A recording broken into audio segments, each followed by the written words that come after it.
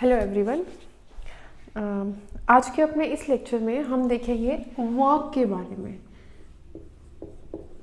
ठीक है, तो ये है अपना थर्मोडायनेमिक्स का थर्ड लेक्चर और इसमें हम देखते हैं कि वर्क को किस किस तरीके से कैलकुलेट करना है, कौन कौन से प्रोसेस में इस वर्क की कैलकुलेशन किस तरीके से रहेगी। देखो, कल हमने अपने प्रीवियस लेक्चर में हमने बात करी थी कि जो इंटरनल एनर्जी होती है, ठीक है, उसके अंदर जो चेंज हमें पता होता है वो क्या होता है, plus minus heat plus minus work. ठीक है, या तो सिस्टम में हीट ऐड की जाए या सिस्टम से हीट निकाली जाए या वर्क किया जाए या सिस्टम के ऊपर वर्क किया जाए या सिस्टम कोई काम कर दे। ठीक है, तो इस तरीके से आप सिस्टम की इंटरनल एनर्जी चेंज कर सकते हो। लेकिन हमने उससे पहले हीट और वर्क के बारे में कोई बात नहीं करी थी। तो आज हम बात करते हैं work done by the system और डन ऑन द सिस्टम। ठीक है, अगर सिस्टम के ऊपर काम किया जाएगा, अगर सिस्टम के ऊपर काम किया जाएगा, work is done on the system will be taken as positive,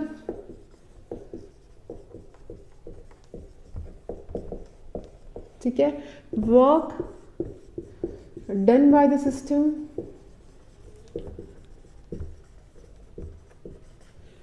will be taken as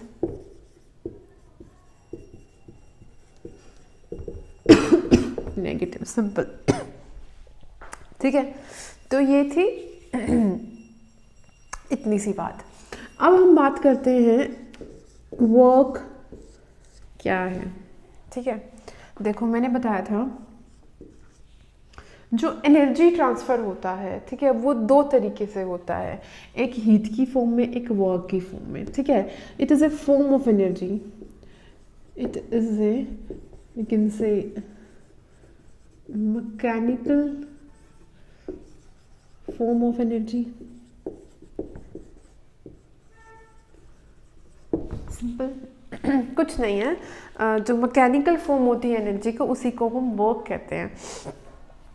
और इतना भी आपने पढ़ा होगा कि जो वर्क होता है, इसको इसका फॉर्मूला क्या होता है, फोर्स इनटू डिस्प्लेसमेंट।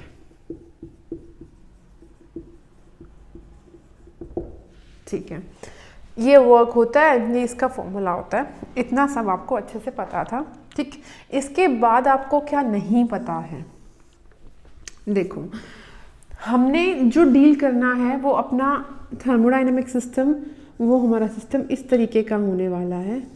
यहाँ पे पिस्टन लगी हुई है, ठीक है, यहाँ पे इसके अंदर कोई गैस है। ठीक है, अब ये जो सिस्टम है, यहाँ पे ये इसकी बाउंड्री है। अब यहाँ पे जो प्रेशर लग रहा है उसको हम बोल देते हैं पी एक्सटर्नल प्रेशर। ठीक है, अब ये जो यहाँ पे जो पिस्टन लगी हुई है, इस एरिया को हम ए बोल देते हैं, स्मॉल ए, इसको बोल देते हैं एरिया ऑफ क्रॉस सेक्शन।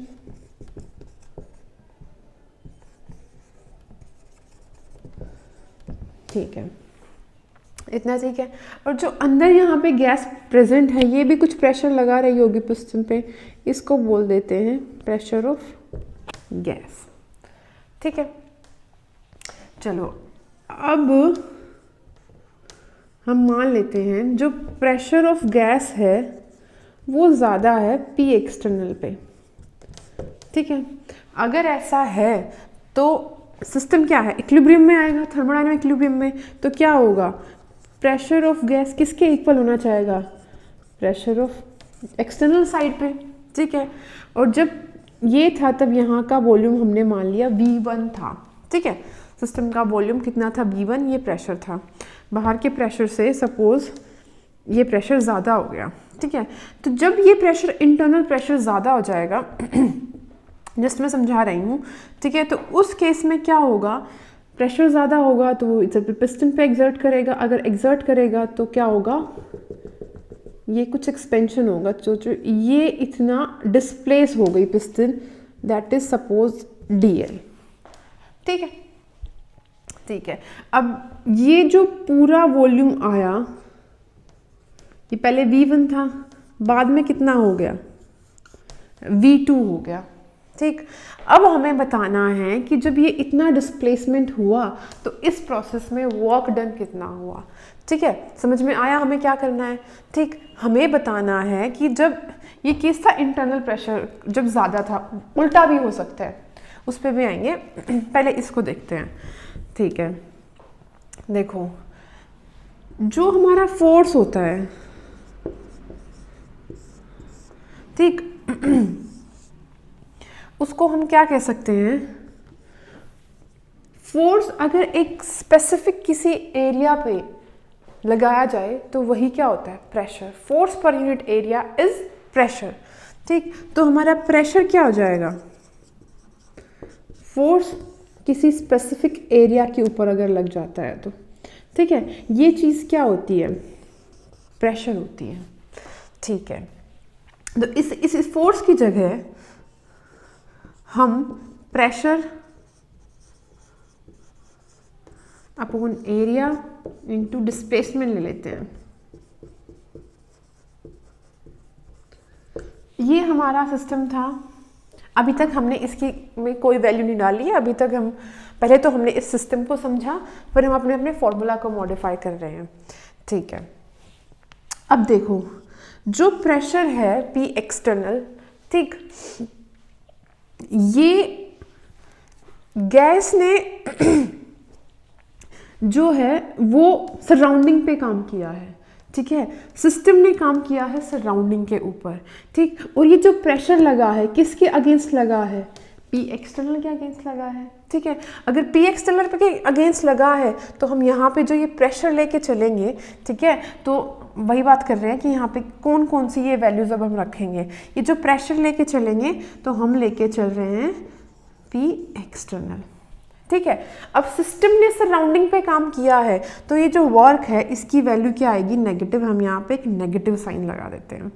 ठीक है, अब डिस्प्लेसमेंट कितना हुआ है, ओ सॉरी, ये जो एरिया आएगा वो मल्टीप्लाइड आएगा, सॉरी। ठीक है, अब ये डिस्प्लेसमेंट कितना हुआ है, डेल्टा एल, डी एल ले लो या डेल्टा एल ले लो, हमने डी एल ले लिया।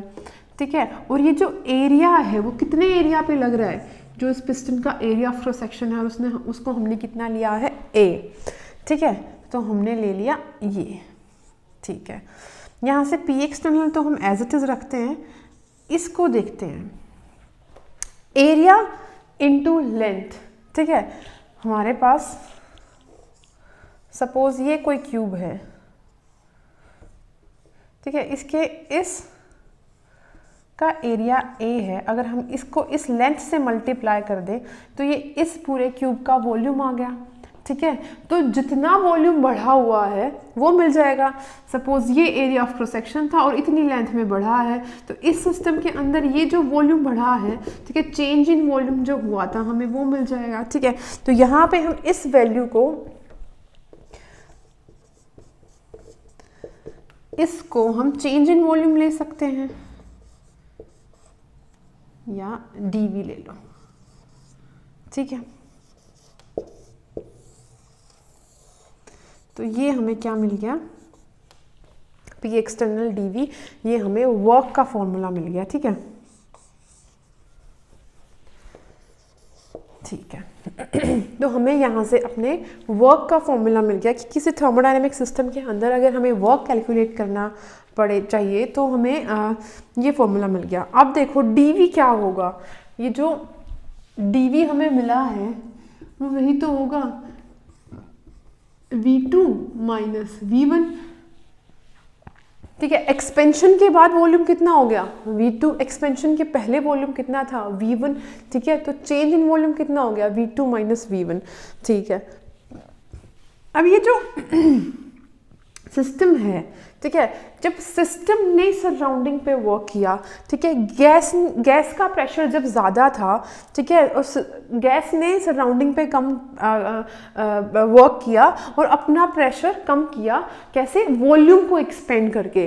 ठीक है, तो इस प्रोसेस के अंदर आप देख रहे हो कि, ठीक है, जो चेंज इन वॉल्यूम है वो क्या है, देखो V2 is greater than V1 है। ठीक है, तो जो चेंज इन वॉल्यूम आया वो क्या आया, पॉजिटिव, एक्सपेंशन प्रोसेस है।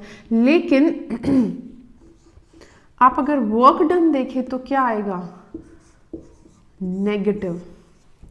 ठीक है, क्योंकि सिस्टम ने काम किया सराउंडिंग पे। जब भी एक्सपेंशन का केस हम पढ़ेंगे तो इस चीज़ को याद रखेंगे कि चेंज इन वॉल्यूम पॉजिटिव रहेगा और जो हमारा वर्क डन रहेगा वो क्या रहेगा, नेगेटिव। ये हो गया एक्सपेंशन का केस। ठीक है, उल्टा भी हो जाता है कंप्रेशन के केस में। कंप्रेशन के केस में क्या होगा, कंप्रेस्ड हो रहा है, ठीक है, तो जो V2 होगा वो लेस देन होगा V1 से। ठीक है, तो आपका चेंज इन वॉल्यूम क्या होगा, नेगेटिव।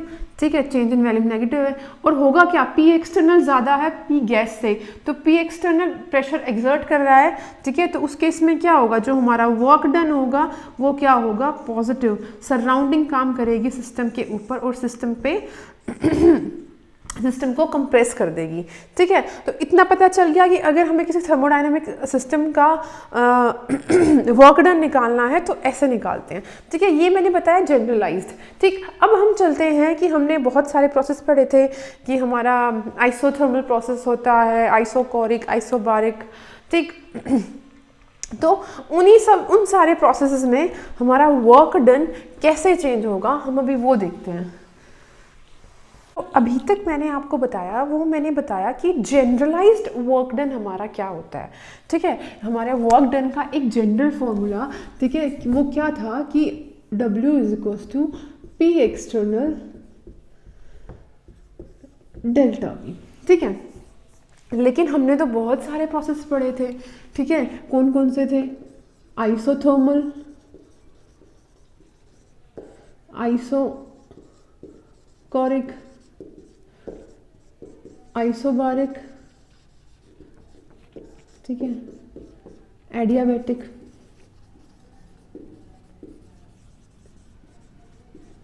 ठीक है, और उसी में हमने देखा कि उसके बाद हमने देखा रिवर्सिबल भी हो सकते हैं ये और इरिवर्सिबल भी हो सकते हैं। ठीक, और एक चीज़ और कि कोई प्रोसेस साइक्लिक भी हो सकता है और एसाइक्लिक भी हो सकता है। अब हमने इन सारे टाइप्स ऑफ प्रोसेसेस में देखना है कि वर्क डन क्या होने वाला है। ठीक, अब देखो अगर हम बात करें सबसे पहले कि किसी आइसोकोरिक प्रोसेस के अंदर क्या होगा। ठीक है, तो सबसे पहला केस हम देखते हैं आइसोकोरिक प्रोसेस।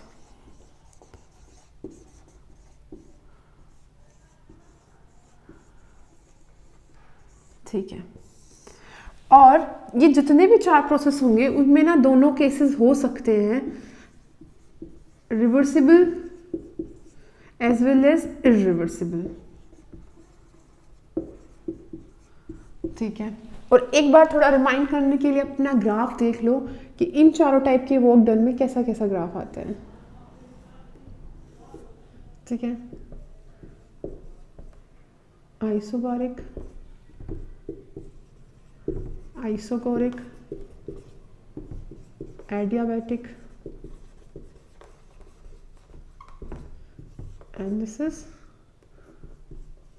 आइसोथर्मल। और ये ग्राफ किसके थे, प्रेशर वॉल्यूम के बीच में। तो वो क्या बता रहे थे कि एक ऐसा प्रोसेस जो आइसोबारिक होगा, ठीक है, उसमें वर्क डन ये होगा, इस लाइन के अंडर जो एरिया कवर्ड है वो। ठीक है, आइसोथर्मल प्रोसेस है तो उसका वर्क डन ये होगा। एडियाबैटिक प्रोसेस है उसके अंडर का वर्क डन ये होगा। ठीक, और अगर आइसोकोरिक है तो ये होगा। आइसोकोरिक में आप देख रहे हो कि ये एक स्ट्रेट लाइन है, मतलब इसका एरिया क्या दिखाया है, area under this curve is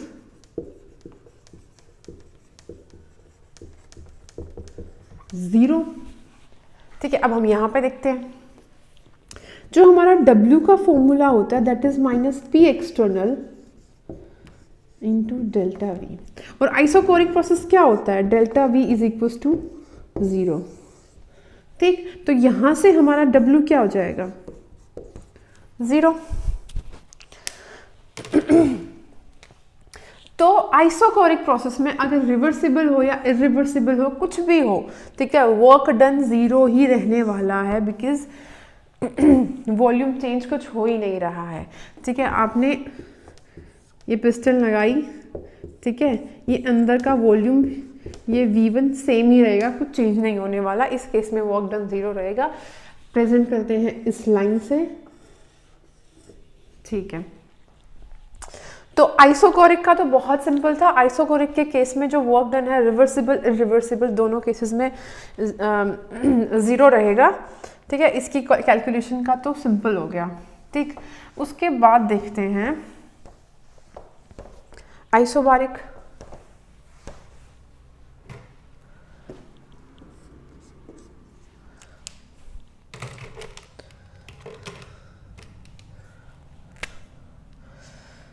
जो आइसोबारिक प्रोसेस होगा उसके अंदर अगर हम यही फॉर्मूला अप्लाई करके देखें,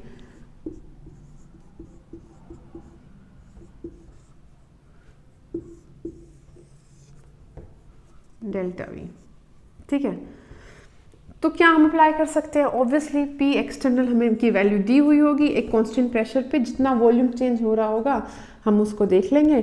ठीक है, आइसो बारिक प्रोसेस, सेकंड नंबर। ठीक, तो आइसोबारिक के अंदर भी रिवर्सिबल और इरिवर्सिबल के केस में आपकी कैलकुलेशन इसी से चलेगी, क्योंकि P हमेशा क्या है? कांस्टेंट। ठीक है, W is equals to this only. ठीक है, तो आइसोबारिक के केस में भी वर्क डन निकालना बहुत आसान है। P एक्सटर्नल की वैल्यू हमें मिलेगी, चेंज इन वैल्यू हमें मिलेगा, हम वर्क डन निकाल देंगे। ठीक है, और आइसोबारिक का अगर हम ग्राफ प्लॉट करें तो ये कुछ ऐसा होता है। ठीक है, इस कर्व के अंदर जो एरिया आएगा वो किस में जाएगा? आइसोबारिक प्रोसेस में। ठीक है, यहाँ से आपको एक P की वैल्यू मिल जाएगी। इसको अगर आप इस डेल्टा V से मल्टीप्लाई कर दोगे तो आपको क्या यहाँ का वर्क डन मिल जाएगा। ठीक है, तो ये केस होगा आइसोबारिक इरिवर्सिबल के केस में। अब देखो रिवर्सिबल और इरिवर्सिबल प्रोसेस के अंदर कुछ डिफरेंस होता है।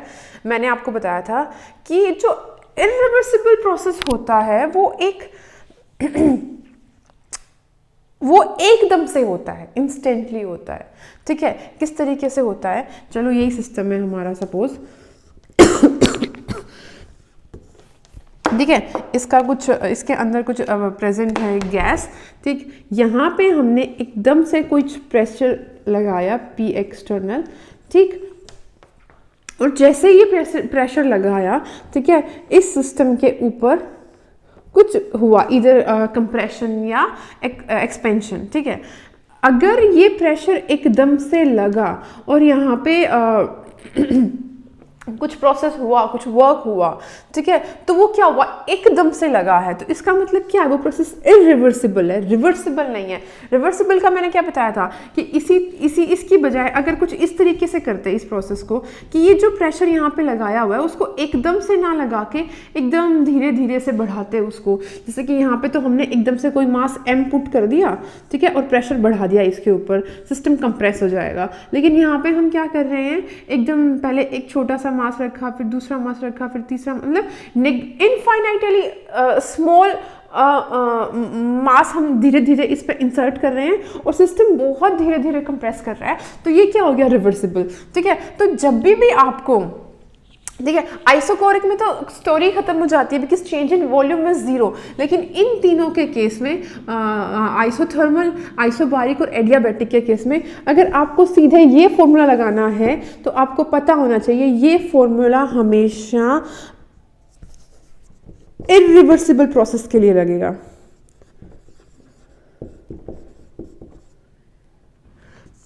ठीक है, अगर आपका प्रोसेस इरिवर्सिबल है, ठीक है, और वो किसी भी टाइप के में क्यों ना है, आइसोथर्मल है, आइसोबारिक है, एडियाबैटिक है, आपको सिर्फ यही फॉर्मूला लगाना है, क्योंकि यहाँ पे P एक्सटर्नल क्या है? फिक्स है। ठीक है, रिवर्सिबल के अंदर आप ये फॉर्मूला क्यों नहीं लगा सकते हो? क्योंकि देखो, आप ये फॉर्मूला जब लगाओगे ना, जब through out the process pressure जो आपने लगाया है एक्सटर्नल, ठीक है, वो सेम है, लेकिन रिवर्सिबल के अंदर ऐसा नहीं होता। रिवर्सिबल के अंदर मैंने बताया धीरे धीरे होता है बहुत, एक बार इतना प्रेशर आया, दूसरी बार इतना और बढ़ गया, तीसरी बार जैसे जैसे वेट बढ़ेगा प्रेशर बढ़ता जा रहा है, ऐसे ऐसे ऐसे ऐसे ऐसे ऐसे ऐसे धीरे धीरे प्रेशर बढ़ता जा रहा है। थ्रू आउट द प्रोसेस आपका प्रेशर सेम नहीं है, ठीक है। अगर थ्रू आउट द प्रोसेस आपका प्रेशर सेम नहीं है तो आप इस पे ये फॉर्मूला नहीं लगा सकते हो, फिर आपको अपना फॉर्मूले को मॉडिफाई करना पड़ेगा, ठीक है। तो जब भी आपको इरिवर्सिबल किसी प्रोसेस की बात बोल दी जाए और आपको बोल दिया जाए इरिवर्सिबल प्रोसेस है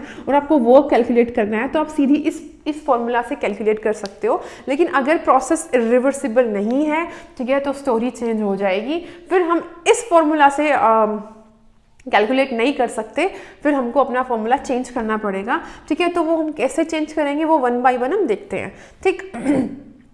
वो हम समझ गए ना कि क्यों चेंज कर, क्योंकि रिवर्सिबल प्रोसेस के अंदर जो प्रेशर है वो कांस्टेंट नहीं है, प्रेशर चेंज हो रहा है। देखो एक बार फिर से मैं समझा रही हूँ, जब हमारा प्रोसेस रिवर्सिबल होता है या इरिवर्सिबल, पहले समझो, जब हमारा प्रेशर इरिवर्सिबल है, ठीक है, एकदम शुरू से मैं आपको समझाती हूँ।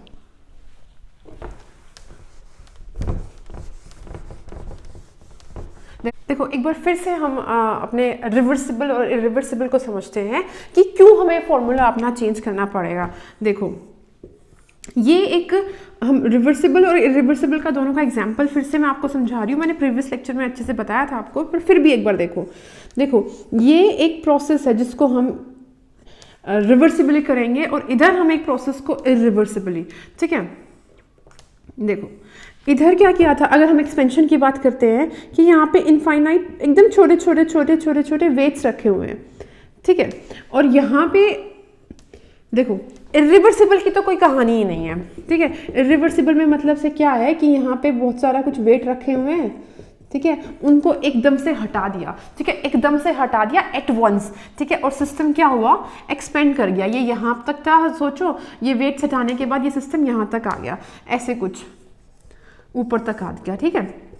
यहाँ पे क्या हो गया, एक्सपेंशन, एकदम से ये सारा प्रेशर एकदम से अप्लाई किया, एकदम से रिमूव हुआ, तो एक जो पी एक्सटेंड, जो पी की वैल्यू थी वो फिक्स थी, इसी पी को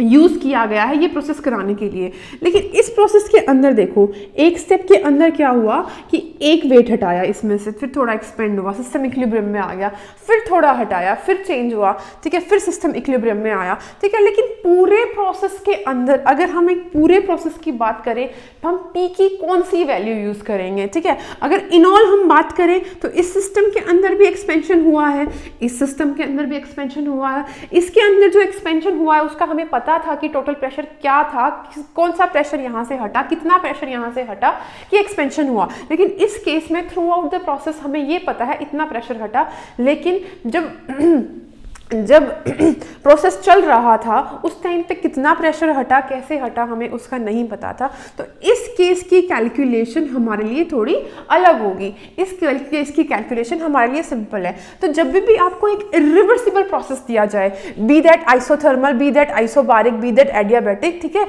आप सिंपली ये फॉर्मूला लगाओगे W = -P external delta V, ठीक है, बात खत्म। लेकिन जब आपको रिवर्सिबल प्रोसेस की बात कर दी जाए कि आपको रिवर्सिबली काम कराना है सिस्टम से, ठीक है, तब आपकी स्टोरी चेंज हो जाएगी, ठीक। और उस केस के लिए हमें अपना कैलकुलेशन चेंज करना पड़ेगा, ठीक। उस केस के लिए हम कैसे चेंज करेंगे, हम अपने आइसोबारिक और आइसोथर्मल और एडियाबैटिक प्रोसेस के लिए देखते हैं। देखो आइसोबारिक तो प्रोसेस वो होगा, ठीक, आइसोबारिक में हम थे ना, आइसोबारिक प्रेशर के प्रोसेस के अंदर कुछ नहीं होने वाला। रिवर्सिबल केस इसलिए नहीं हम कंसीडर करेंगे कि आइसोबारिक में तो माना गया है कि जो प्रेशर है वो कांस्टेंट है, प्रेशर इज कांस्टेंट, ठीक है।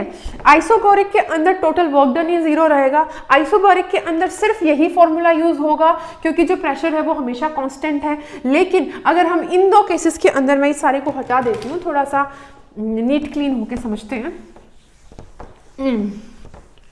देखो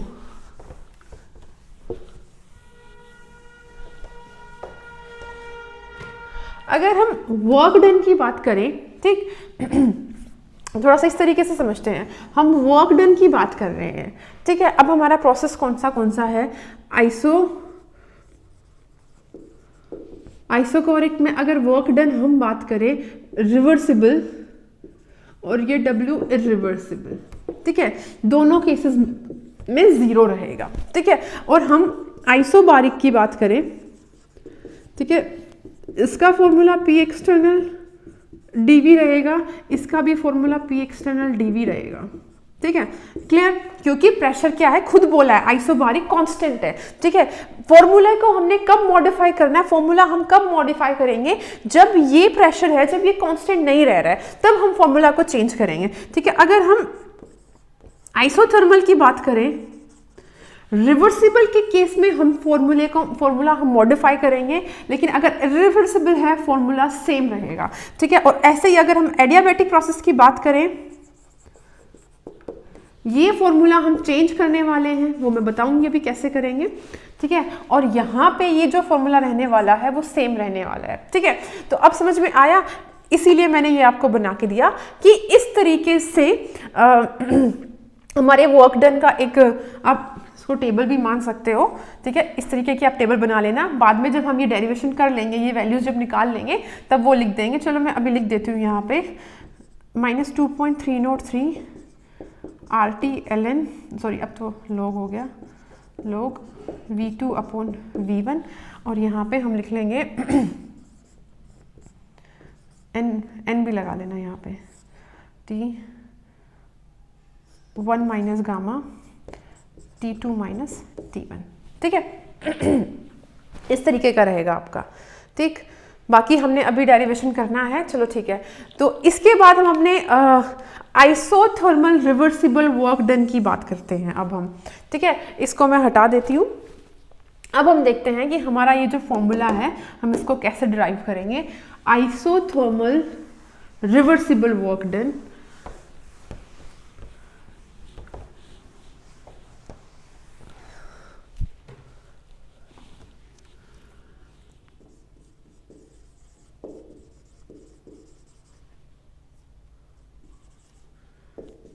रिवर्सिबल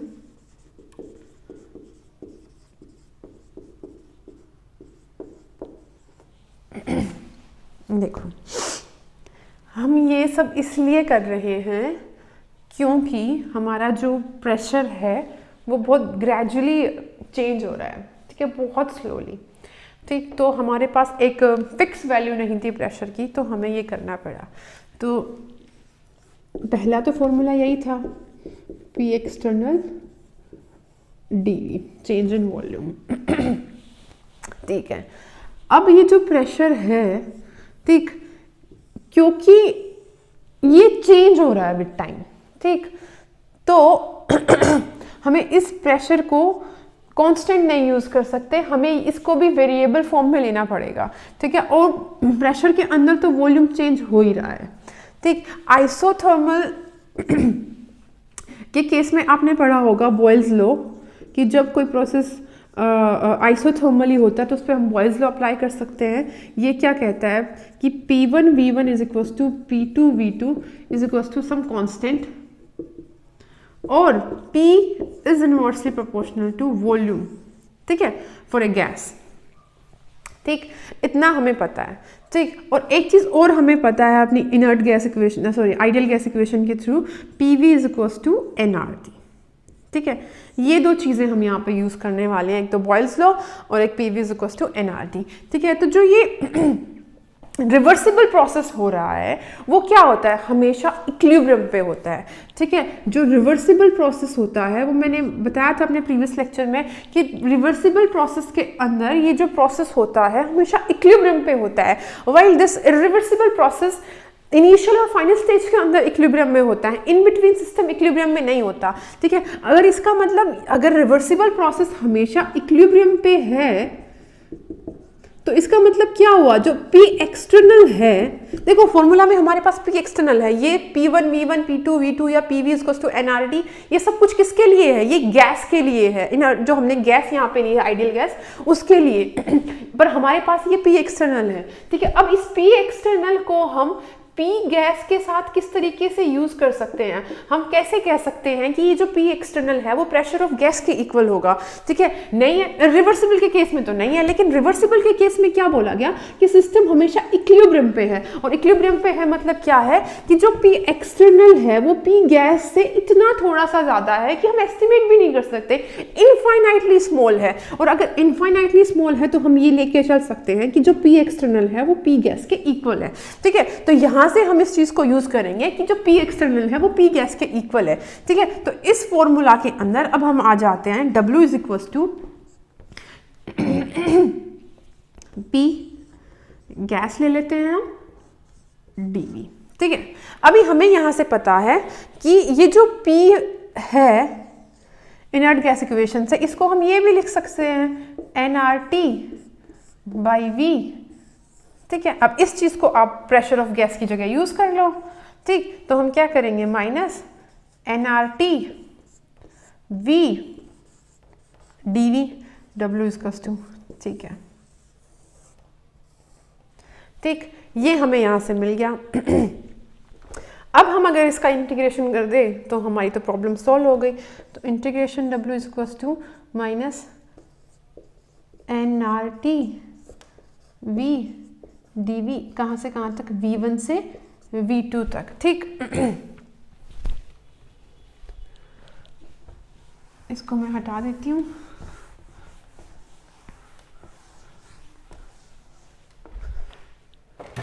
तो यहाँ पे हमें मिला जो हमारा वर्क डन है वो क्या होगा, ठीक, nRT बाहर आ गया, इंटीग्रेशन के अंदर क्या रहेगा 1/V dV with the limits V1 to V2। अगर हम इसका इंटीग्रेशन करें तो हमें क्या मिलेगा, nRT 1/V का इंटीग्रेशन lnV, ठीक है, with the limits V1 to V2, ठीक है। और अगर हम लिमिट्स रखेंगे तो नेगेटिव साइन तो है ही, nRT ln V2 upon V, ठीक है। ये हमारा आया वर्क डन, ठीक है। और ये हम एक्सपेंशन का केस लेके चल रहे हैं, ठीक है, ठीक है। हमारे पास ये आया, और अगर इसको हमने नेचुरल लॉग को बेस 10 में कन्वर्ट करना है तो इसको क्या कर देंगे 2.303 nRT log V2 upon V1 W का फॉर्मूला ये हो गया, ठीक है। तो जब हमारा जो प्रोसेस होगा आइसोथर्मल रिवर्सिबल होगा और एक्सपेंशन का केस होगा तो हमारा फॉर्मूला ये हो जाएगा, ठीक है। अब देखो बहुत बार क्या होता है कि ये जो प्रोसेस दिया जाता है उसमें बताया नहीं जाता कि ये जो गैस है उसमें कितने नंबर ऑफ मोल्स थे या कितना टेम्परेचर था। सीधा इस तरीके से सवाल पूछ लिए जाते हैं, एनसीईआरटी की प्रॉब्लम्स में है भी कि ये जो सिस्टम है हमारे पास उसमें P1 V1 ये था और P2 V2 ये था, ठीक है। तो अब आप कैलकुलेट करो कि वर्क डन कितना होगा सिस्टम का। तो यहाँ पे हमारा बॉयल्स लॉ यूज होगा जो मैंने यहाँ पे लिखा था कि आपको पता है, देखो जैसे P1 V1 is equal to nRT, ठीक है। nRT की वैल्यू तो दी हुई नहीं है तो आप उसकी जगह P1 V1 भी यूज कर सकते हो, P2 V2 भी यूज कर सकते हो। P2 V2 इसलिए यूज कर सकते हो कि ये दोनों आपस में क्या है, इक्वल, ठीक है। एक आइसोथर्मल प्रोसेस के अंदर अगर आइडियल गैस होती है तो जो P1 V1 होगा वो P2 V2 के इक्वल होगा। इसका मतलब क्या हुआ कि अगर आपने एक ये सिस्टम लिया था, ठीक है, ये सपोज सिस्टम शुरू में था और ये वर्क डन के बाद में है, ठीक है। तो जो प्रेशर वॉल्यूम का जो रेशो होगा P1 V1 और यहाँ पे जो प्रेशर वॉल्यूम का रेशो होगा इन दोनों केसेस में इक्वल होगा क्योंकि गैस सेम है, ठीक है। यहाँ पे एक्सपेंशन के बाद जो प्रेशर वॉल्यूम का रेशो होगा वो यहाँ पे सेम होगा। देखो यहाँ पे जब प्रेशर बढ़ा सिस्टम के अंदर, ठीक है, तो इसने प्रेशर को बाहर के साथ इक्विलिब्रियम में लाने के लिए, P एक्सटर्नल के इक्वल लाने के लिए ये प्रेशर ऑफ गैस वॉल्यूम को बढ़ा देता है, सिस्टम का वॉल्यूम बढ़ा देता है, ठीक है। तो यहाँ पे क्या हुआ, प्रेशर यहाँ पे ज़्यादा था, वॉल्यूम यहाँ पे कम था, लेकिन जब एक्सपेंशन हुआ यहाँ पे तो प्रेशर घट गया, ठीक है, और जो वॉल्यूम था वो बढ़ गया, ठीक है। तो जो P1 है that is greater than P2, expansion का केस है ये, ठीक है। लेकिन अगर हम वॉल्यूम की बात करें, जो वॉल्यूम V1 है, ठीक, वो लेस देन V2, एक्सपेंड हुआ है ना, ठीक है, तो ये चेंज आता है। लेकिन अगर हम इनका प्रोडक्ट देखें कि P1 और V1 अगर हम देखें वो हमेशा P2 और V2 के इक्वल रहेगा। प्रोसेस आइसोथर्मल होना चाहिए, गैस आइडियल होनी चाहिए, ठीक है। तो दिस इज बॉयल्स लॉ, ठीक। तो इसीलिए हमने ये वैल्यू एनआरटी की जगह हम P1 V1 या P2 V2 को यूज कर सकते हैं, ठीक है। और उस केस में हमारा फिर से हम फॉर्मूला देख लेते हैं, that would be 2.303 P1 V1 log of V2 upon V1, ठीक, ये आपका फॉर्मूला आ जाएगा, ठीक। तो ये हमारा फॉर्मूला था आइसोथर्मल रिवर्सिबल एक्सपेंशन का in case of ideal gas, ठीक है। तो ये हमारा इतना था। अगर ये अच्छे से हो गया है तो हम अपना नेक्स्ट देखते हैं कि हमारा एडियाबैटिक रिवर्सिबल वर्क डन क्या होगा, ठीक है। अगर इतना क्लियर है तो हम अपने नेक्स्ट पे चलते हैं।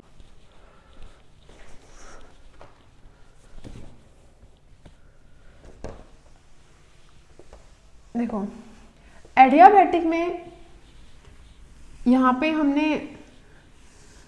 बॉयल्स लॉ अप्लाई किया था, लेकिन यहाँ पे बस एक बॉयल्स लॉ के अलावा जो हमारी इक्वेशन है वो चेंज हो जाएगी। वो कैसे चेंज होगी उसको अब हम देखते हैं। बेसिक वर्क डन का फॉर्मूला यही रहेगा, लेकिन क्योंकि वो आइसोथर्मल प्रोसेस था तो बॉयल्स लॉ चला गया, और अगर ये एडियाबैटिक प्रोसेस है तो अब यहाँ पे बॉयल्स लॉ नहीं, हम पॉइसन्स लॉ अप्लाई करेंगे। वो क्या कहता है, बॉयल्स लॉ क्या कह रहा था कि P pressure is inversely proportional to volume और P1 V1 is equals to constant, ठीक है, ये कह रहा था। लेकिन ये क्या कहता है, ये ऐसे कहता है कि जो PV की पावर गामा होती है वो कांस्टेंट होती है, ठीक है। इसका मतलब क्या हुआ, जो प्रेशर है और जो वॉल्यूम है उसका product volume raise to power gamma into pressure will be equal to P2 V2 raise to power gamma, ठीक है। और ये जो गामा है, ये जो गामा है that is CP by CV, इसको भी हम आगे पढ़ेंगे, फिलहाल के लिए आप इसको यही लेके चलो, ठीक है। थोड़ा बहुत आपने पढ़ा भी होगा इसके बारे में, पर बाकी मैं अगले 1-2 लेक्चर्स के बाद इसको भी कवर करूंगी, तब तक के लिए आप इसको लेके चलो। ये हमें लॉ अप्लाई करना है, ठीक है। देखो जब हमने आइसोथर्मल वर्क डन की बात की या आइसोथर्मल प्रोसेस की बात की, तब हमने लगाया बॉयल्स लॉ, ठीक है। लेकिन जब हम एडियाबैटिक प्रोसेस की बात कर रहे हैं तब हम लगा रहे हैं पॉइसन्स लॉ, ठीक है। ये डिफरेंस क्यों आया इसको समझते हैं। देखो आपके पास बॉयल्स लॉ क्या कहता है और ये आपका पॉइसन्स लॉ क्या कहता है, ठीक। ये कह रहा है कि अगर आपके पास कोई किसी कंटेनर के अंदर कोई गैस प्रेजेंट है, ठीक है, P1 और V1 उसका प्रेशर एंड वॉल्यूम है, ठीक है। वो ये कहता है कि अगर इस पे कोई आइसोथर्मल प्रोसेस हो, ठीक है, कुछ भी लगा लो, सपोज आप एक्सपेंशन हो गया, ठीक, एक्सपेंशन होने के बाद ये आपकी गैस हो गई, P2 V2 इसका प्रेशर और वॉल्यूम हो गया। देखो आप इस बात को समझो, यहाँ पे प्रेशर की कुछ वैल्यू थी, ठीक, और वॉल्यूम की कुछ वैल्यू थी, ठीक। प्रेशर जितना भी था इसके ऊपर, जब इसमें एक्सपेंशन होता है मतलब यहाँ पे प्रेशर ज़्यादा था, ठीक है, इस स्टेट में एक्सपेंड करके ठीक, अपना प्रेशर को क्या कम कर लेता है, P1 is greater than P2। यहाँ पे प्रेशर ज़्यादा था, P2 यहाँ पे कम हो गया, ज़्यादा प्रेशर कम हो गया। लेकिन अगर हम यहाँ पे ये V1 वॉल्यूम देखें, यहाँ पे वॉल्यूम कम था लेकिन यहाँ पे वॉल्यूम क्या हो गया, ज़्यादा, V2 is greater than V1। देखो जिस प्रोपोर्शन में ये क्या कह रहा है कि जो प्रेशर और वॉल्यूम है वो इन्वर्सली प्रोपोर्शनल है, ठीक है। जिस प्रोपोर्शन में यहाँ से प्रेशर यहाँ तक जाने में कम हुआ, उसी प्रोपोर्शन में आपका वॉल्यूम बढ़ गया। इसका मतलब क्या हुआ कि इस कंटेनर में जो प्रेशर और वॉल्यूम था उनको अगर आपस में मल्टीप्लाई किया जाए, ठीक है, वो एक फिक्स्ड वैल्यू रहेगी, कोई कांस्टेंट के फिक्स्ड रहेगा, ये फिक्स्ड, ये नहीं चेंज होगा। लेकिन इसी गैस के ऊपर हमने कुछ आइसोथर्मल प्रोसेस किया है। Isothermal, keep in mind isothermal, ठीक है, मतलब टेम्परेचर कांस्टेंट है। कि ये क्यों कांस्टेंट रखा है इसकी भी हम बात करेंगे, ठीक। जब टेम्परेचर कांस्टेंट रखा, जो P1 V1 की एक वैल्यू आती है, ठीक है, और ये जो वैल्यू होती है ये कोई कांस्टेंट K के बराबर आती है। अब आइसोथर्मल जब वर्क हो चुका है, ठीक है, तब आपके पास एक इस सिस्टम का प्रेशर और जो वॉल्यूम रहेगा P2 V2 वो इसी के ही इक्वल रहेगा, ठीक है, जो इसकी वैल्यू थी इसी K के इक्वल रहेगी, ठीक है। तो जितना प्रेशर यहाँ से इधर आने में प्रेशर जितना कम हुआ, वो क्यों कम हुआ, क्योंकि एक्सपेंशन हुआ। एक्सपेंशन का केस बोल रही हूँ ना मैं, इसलिए, ठीक है। तो अब समझ में आया बॉयल्स लॉ क्या है। लेकिन अगर ये प्रोसेस आइसोथर्मल नहीं है, अब हम बात कर रहे हैं कि जो हमारा प्रोसेस है वो एडियाबेटिकली हो रहा है, ठीक है। इसका मतलब क्या है कि ये जो सिस्टम है, अब की बार जो हम सिस्टम ले रहे हैं, ठीक, इसकी जो वॉल्स हैं ये एडियाबेटिक है, ठीक। मतलब अगर इस पे कोई प्रोसेस हुआ, एडियाबेटिक प्रोसेस ले लेते हैं हम, ठीक। अब ये सिस्टम हीट ट्रांसफर नहीं कर सकता। डेल्टा क्यू क्या है इसका, 0, ठीक है। अगर डेल्टा क्यू 0 है इसका, ठीक है, अब इस पे कोई सपोज एक्सपेंशन ही ले लेते हैं, एक्सपेंशन हो गया, ठीक है, यहाँ तक आ गया, ठीक। ये P1 V1 था, यहाँ पे P2 V2 हो गया। वही बात है कि जो P1 है वो ज़्यादा था P2 से, लेकिन जो V2 है वो ज़्यादा है V1 से, ठीक है। ये बात तो सेम रहनी क्योंकि एक्सपेंशन का केस है, लेकिन इक्वेशंस कैसे बदलेंगी वो देखते हैं। अब प्रोसेस क्या है, एडियाबेटिक, ठीक। अगर एडियाबेटिक प्रोसेस है तो इसके अंदर कुछ टेम्परेचर में चेंज आएगा, ठीक है।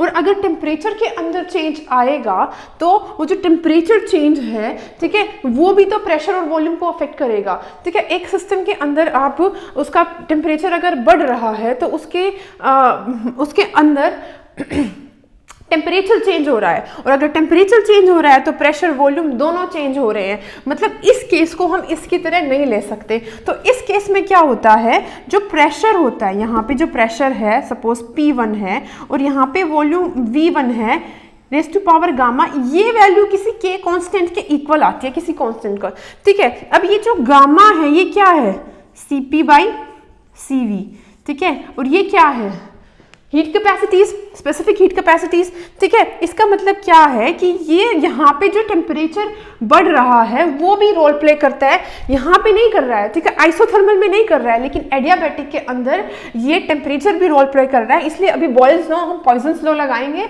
ठीक है। ये बस मैं आपको समझा रही हूँ कि इनकी डेरिवेशंस क्यों चेंज हो गई, ठीक है। अदरवाइज ये आपको सिर्फ समझाने के लिए है कि हमने वहां पे क्यों बॉयल्स लॉ लगाया, यहाँ पे क्यों पॉइजन्स लॉ लगाया, ठीक है। तो अब हम आते हैं वापस अपने इसी पे। ये मैंने बस समझाने के लिए आपको बताया कि क्या डिफरेंस है आइसोथर्मल में और एडियाबेटिक में। आइसोथर्मल के अंदर, सिस्टम के अंदर का टेम्परेचर एकदम कांस्टेंट है। अब देखो, ये जो P1 V1 raise to power gamma equals to P2 V2 raise to power gamma, इसको हम किसी कांस्टेंट K के इक्वल ले लेते हैं, और ये एक इक्वेशन है पॉइजन्स इक्वेशन, पॉइजन्स लॉ के अकॉर्डिंग, ठीक है। अब हमारे पास जो अपना बेसिक वर्क का फॉर्मूला रहना है that is same, P external delta V, ठीक है। अगर हम इसको इंटीग्रेट करते हैं, दोनों साइड वही V1 से V2, ठीक है। अब देखो, ये जो P एक्सटर्नल है, ठीक, इसको P1 लेके चल लेते हैं, ठीक है, यहाँ पे P1 रख सकते हैं, ठीक है, तो इसको मैं हटा के P1 रख देती हूँ। अब देखते हैं, अब इस इक्वेशन का यूज करेंगे हम, ठीक है, यहां से P1 V1 gamma is equals to K, some constant K, ठीक है। जो यहां से P1 की वैल्यू हमें मिली वो क्या मिली, K V1 raise to power gamma, ठीक है। बहुत सिंपल है ये, आपको बस स्टेप बाय स्टेप चलना है, ठीक है। यहाँ पे हम इसको थोड़ा इस साइड ट्रांसफर कर लेते हैं, यहाँ पे क्या आएगा, ठीक है, इंटीग्रेशन V1 टू V2, ठीक है, K upon V1 raise to power gamma dV, ठीक। अब इसको इंटीग्रेट करते हैं। इंटीग्रेशन आप सभी लोगों को आता होगा, नहीं आता तो मैं आपको बता देती हूँ। इसका इंटीग्रेशन क्या होगा, देखो, अगर आपको दिया हुआ है कि कोई x raise to power -n है, इसका इंटीग्रेशन निकालना है आपको, ठीक है, तो क्या करेंगे हम इसको 1 upon -n plus 1 x raise to power -n plus 1, यही करते होते हैं ना। यहाँ पे भी यही करेंगे, ठीक है। अगर इसको सिंप्लीफाई करें तो हमारे पास क्या आया, k, यहाँ पे V1 ना करके हम V कर देते हैं, P1 ना करके P ही कर देते हैं जनरल, ठीक है।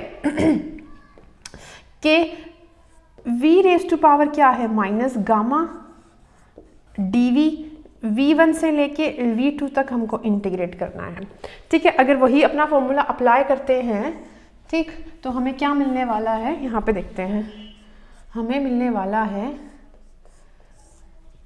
माइनस गामा प्लस 1, ठीक है, V raise to power minus gamma plus 1, ठीक है। और इसकी लिमिट्स क्या होने वाली हैं, V1 टू V2, ठीक है। यहाँ पे ले आते हैं, क्या हुआ हमारा W,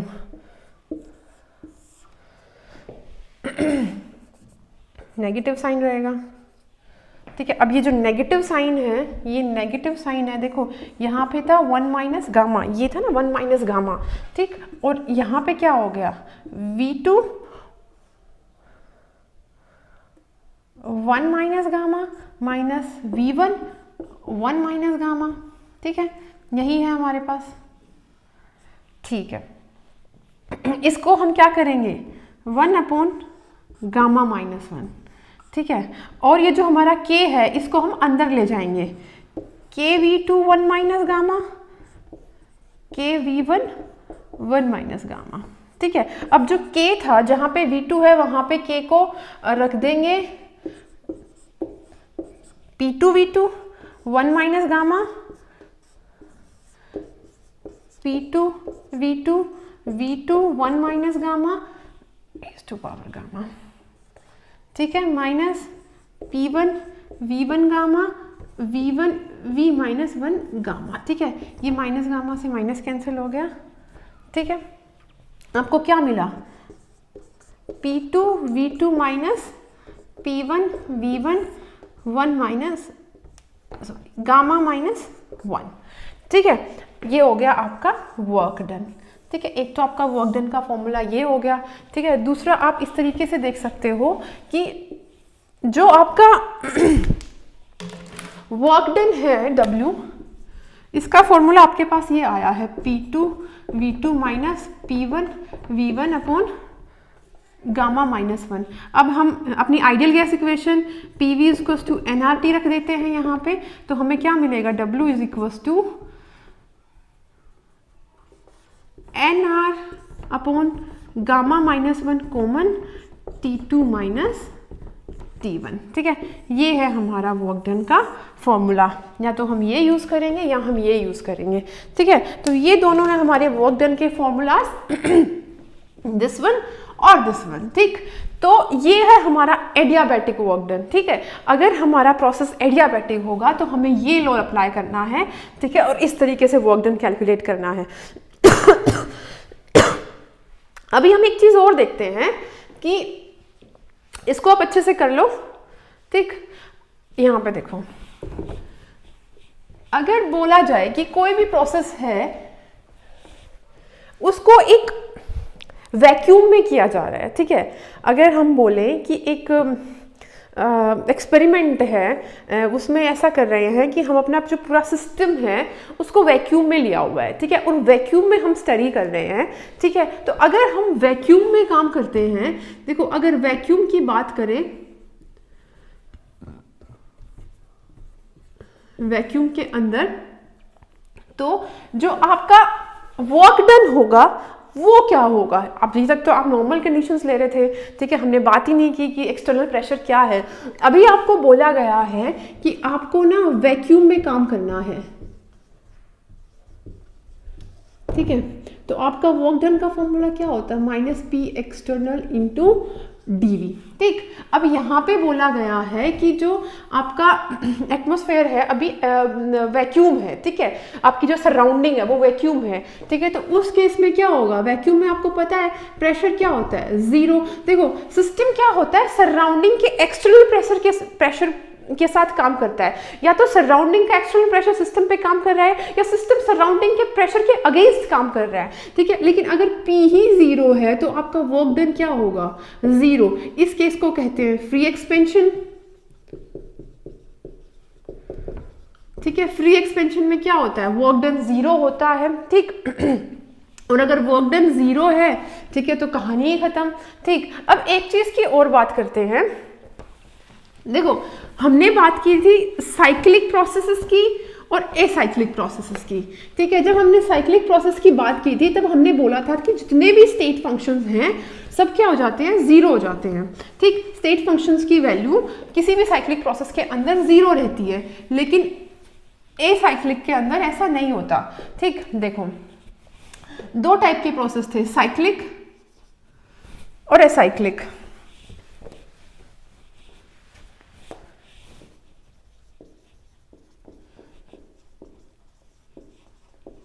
ठीक है। अगर प्रोसेस साइक्लिक होता है तो सारे स्टेट फंक्शंस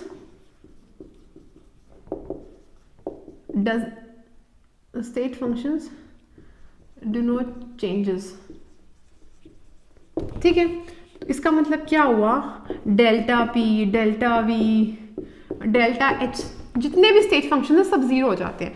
लेकिन मैंने बोला था कि जो हमारा work done, change in work done और हमारा चेंज इन हीट, ये 2 क्या थे, पाथ फंक्शंस थे, स्टेट फंक्शंस नहीं थे, ये 0 नहीं होते, इनमें कुछ वैल्यू चेंज होती है, ठीक है। अगर हम बात करें रिवर्सिबल साइक्लिक प्रोसेस की, समझो रिवर्सिबल साइक्लिक प्रोसेस, ठीक है।